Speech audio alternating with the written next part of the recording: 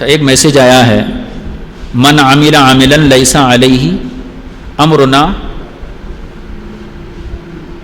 فامرہ رد. یہ ایک حدیث کا ٹکڑا ہے. اصل حدیث یہ ہے، حضرت عائشہ کی روایت ہے، من احدث فی امرنا ما لیس.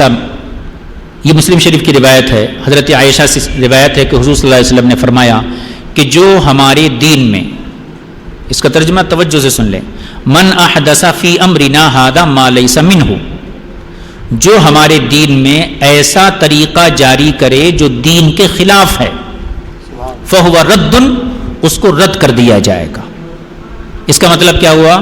جو طریقہ دین کے خلاف ہے وہ دین میں جاری کرنا یہ قبول نہیں کیا جائے گا. اب کون سا طریقہ دین کے خلاف ہے یہ کیسے پتہ چلیں گا؟ یہ قرآن بتائے گا، حدیث بتائے گی.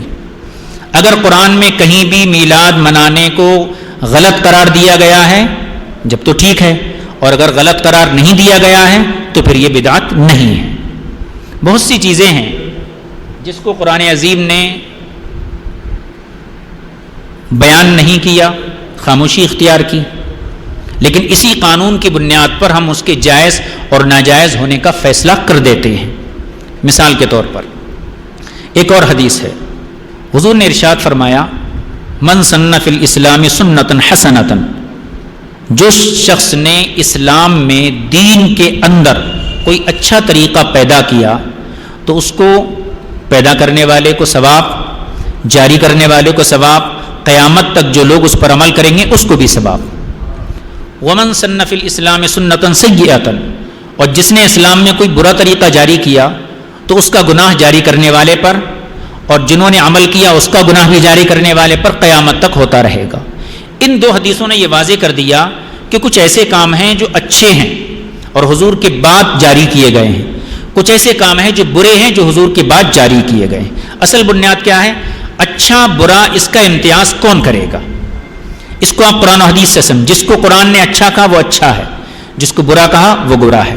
مثال کے طور پر مسجد کا مینار ہے، مسجد کا مینار ہے، قرآن کی کسی آیت میں لکھا ہوا نہیں ہے کہ مینار بناؤ، کسی حدیث میں نہیں لکھا ہے کہ مینار بناؤ.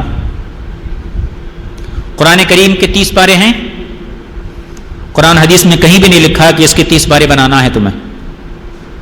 لیکن قرآن کی حفاظت کے لیے، مسجد کی تعظیم کے لیے یہ دونوں چیزیں ضروری تھی نہیں تھیں. قرآن کریم کی حفاظت کے لیے ہمارے پاس ایک معمول یہ ہے کہ ہم اس کو جزدان میں رکھتے ہیں. سعودی کے لوگ نہیں رکھتے ہیں، وہ تو یوں ہی ہاتھوں میں پکڑ لے کے پھرتے ہیں. جزدان میں قرآن کو رکھا جاتا ہے، تو جزدان میں قرآن کو رکھا گیا قرآن کی تعظیم کے لیے. قرآن کے پارے بنائے گئے، اس پر زبر زیر اعراب لگائے گئے تاکہ امت پر قرآن کا پڑھنا آسان ہو جائے. مسجد کا مینار بنایا گیا تاکہ مسجد کی ایک شان دور سے ظاہر ہو جائے. تو مقصد جیسا ہوگا چیز ویسی ہوگی. مسجد کے مینار کا مقصد کیا تھا؟ مسجد کی تعظیم. کسی نے اعتراض نہیں کیا، مسجد کو سب مانتے ہیں. قرآن پہ آپ نے جزدان لگایا، پاروں کی تقسیم کر دی، زبر زیر پیش اعراب لگا دیے، کسی نے اعتراض نہیں کیا کیونکہ قرآن سب مانتے ہیں. ٹھیک ہے. لیکن جب نبی کی بات آتی ہے تو اعتراض کرتے ہیں. یہی اصل چیز ہے. بھئی آپ قرآن پہ جزدان لگا رہے ہیں، تسبیح بنا رہے ہیں، لے کے گھوم رہے ہیں، کہیں حدیثوں میں نہیں لکھا تسبیح لے کے گھومو آپ. مینار بناؤ کہیں نہیں لکھا ہوا ہے. یہ سب نئے کام ہیں لیکن اچھے کام ہیں، اس لیے شریعت نے اس کو اچھا کہا. اب اگر مسجد کے مینار میں آپ پیسہ دیتے ہیں تو آپ کو ثواب ملے گا، یقیناً ملے گا.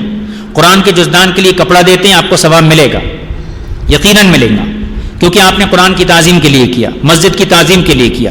اسی طریقے سے حضور کی ولادت کی خوشی میں اگر آپ کچھ مسلمانوں کو کھانا کھلا دیتے ہیں تو اس پہ بھی آپ کو ثواب دیا جائے گا، کیونکہ جو آپ کی نیت ہے، نیت کی بنیاد پر حکم لگایا جاتا ہے.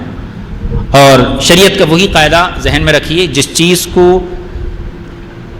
اللہ اس کے رسول نے ناجائز کہہ دیا وہ ناجائز حرام، اور جس کو حلال کہہ دیا، فرض کر دیا، وہ فرض ہے، حلال ہے، اور جس کے بارے میں شریعت خاموش ہے وہ بھی حلال ہے.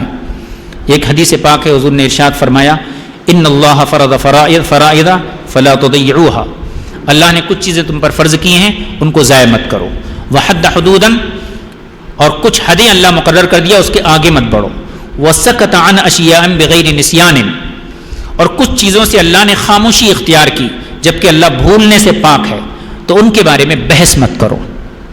لہٰذا جس چیز کے بارے میں قرآن و حدیث خاموش ہیں اس کو دیکھا جائے گا کہ یہ قرآن کے خلاف ہے یا قرآن کے مطابق ہے. اگر قرآن کے مطابق ہے تو اس پر عمل کیا جائے گا اور قرآن کے مطابق نہیں ہے تو اس پر عمل نہیں کیا جائے گا.